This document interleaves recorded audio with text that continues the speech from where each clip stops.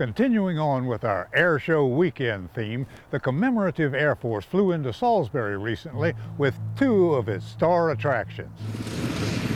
One was Diamond Lil, a B-24 Liberator manufactured by Consolidated Aircraft, and the other is FiFi, a Boeing B-29 Super Fortress. Now, this is the first actual B-29 I have ever seen in the flesh, and I'm just dying to get inside and see what it's like, especially that cockpit. It's one of the few airplanes that looks like it has the visibility of a helicopter out of that thing. They're just a big old atrium up there they're sitting in. So I'm dying to hear the thing crank up. So I'm kind of excited about this.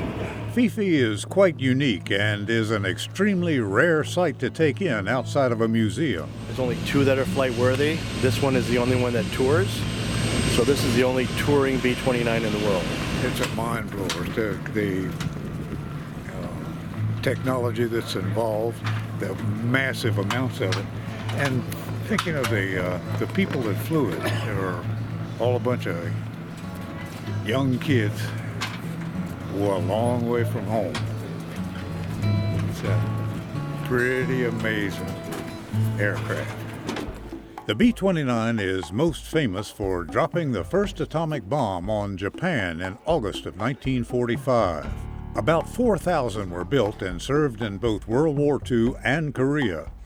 It was the first bomber to be equipped with a pressurized cabin to fly at high altitudes to avoid enemy fighters, and was armed with guns that were remotely controlled with the aid of early analog computers that took into consideration such factors as airspeed, temperature, and humidity. What would be a typical mission altitude over target? In the war?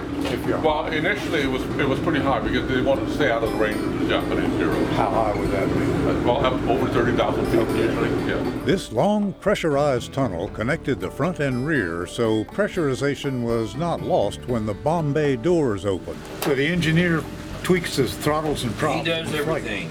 Once they're up about 80 miles an hour and the rudders work, he takes over everything. Ah, okay. He flies it from then on. Okay.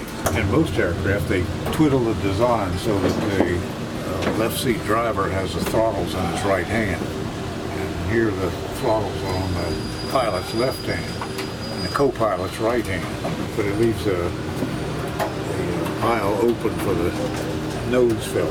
Does your voice sound familiar? God. Well, FiFi was resurrected out of China Lake in the mid-70s.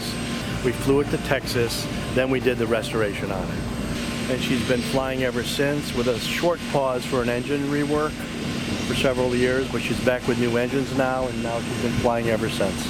The Commemorative Air Force is the world's largest flying museum and has 71 air bases, squadrons, and other units from around the country. Its goal is to give the public a better appreciation of these historic aircraft, and flights and tours keep them flying. That airplane takes over $10,000 an hour to run, and that's with all volunteers. We're all volunteer. Everybody here is a volunteer. And for every 1 hour of flight, it requires 100 hours of maintenance.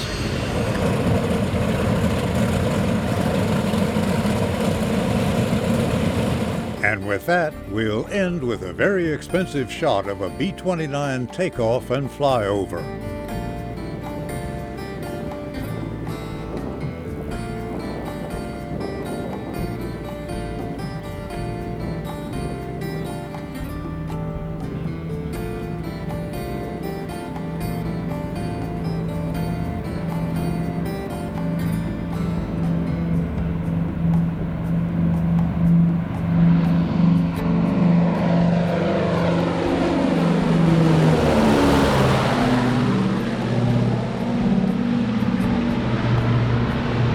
That, gentlemen, is something you do not see every day.